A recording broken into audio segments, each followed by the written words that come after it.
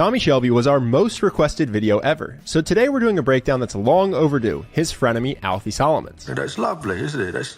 That's lovely. While you don't want to be like Alfie in every way, there are 4 habits you can learn from him to instantly command more respect from the people around you. And even though Peaky Blinders is a scripted TV show, all the psychology covered in today's video will apply to your actual life. Let's start with a quick scene from season 3. If you haven't seen it, Alfie's just sold Tommy a list of buyers for a stolen item.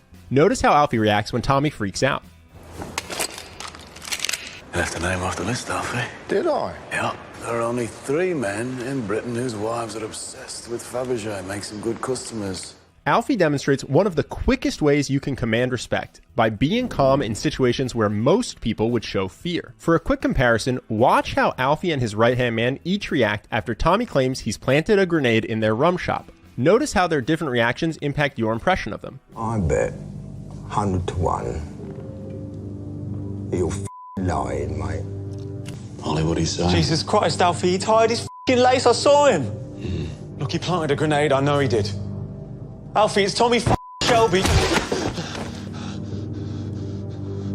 You were behaving like a child.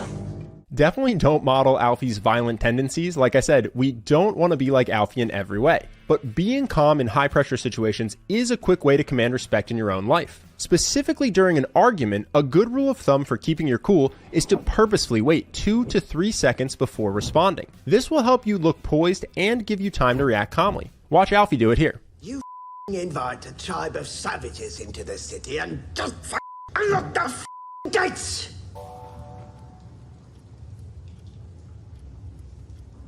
I'm sorry, what are you saying, mate? As a general rule, we are more demanding of fast responses from ourselves than we are from others. People tend to give themselves only 30% as much time to respond as they would give someone else. So when you are in a stressful situation and it feels like you need to do something right now, pause. Otherwise, you risk looking frantic and out of control. Along with his calm demeanor, there's another habit in that scene that helps Alfie appear confident. Which brings us to our second key habit.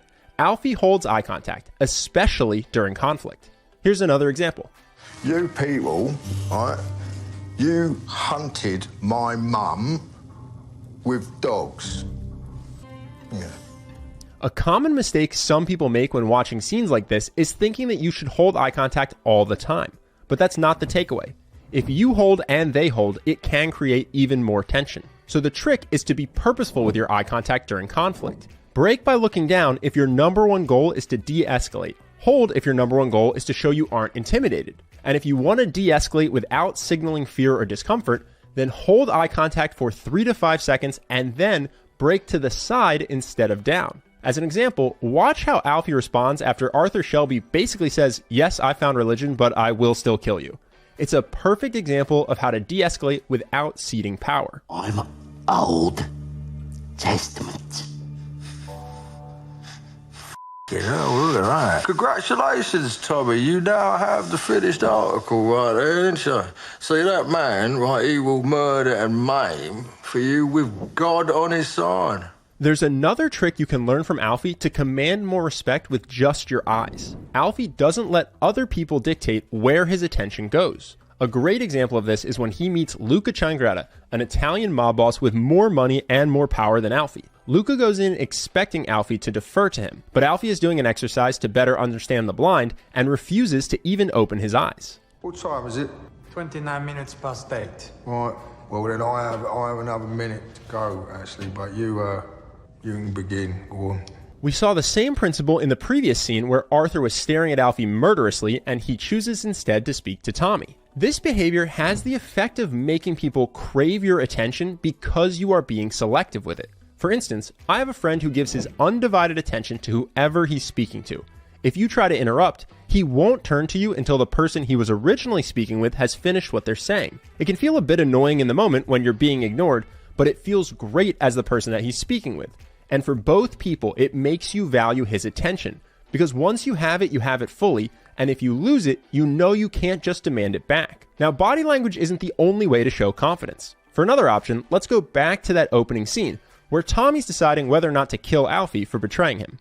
But if you kill him now, the truce with the London outfits will be run to pieces, all right? Don't worry about that truth, kid, right? Because it fell apart. All right. You've got nothing to worry about when it comes to the old scary London boy. Alfie chooses here to be honest even when it goes against his best interests, which immediately commands respect. It's not that he wants to die, it's that he doesn't want to be spared for what he considers the wrong reasons. What's inside you, Alfie? Give a f*** right now, kid. What? I do not want him to spare me because of some peace pact. I want him to acknowledge that his anger is justified. Now, in your own life, you're hopefully never in a situation where your life is at risk, but there's still a concrete lesson you can learn here for social situations. Don't apologize just to avoid conflict. That's not to say don't ever apologize. If you've done something wrong, it's important to acknowledge it.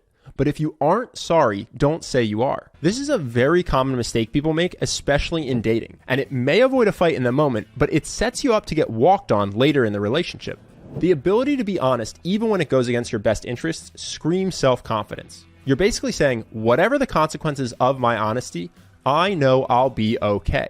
Of course, the goal here isn't to fake that you're okay while you're freaking out on the inside. It's to cultivate a genuinely strong, deep internal confidence. Once you do that, you'll naturally command respect in situations where most people would panic or get nervous. The tips in this video should instantly help you project confidence, but building that strong internal confidence does take a bit more time.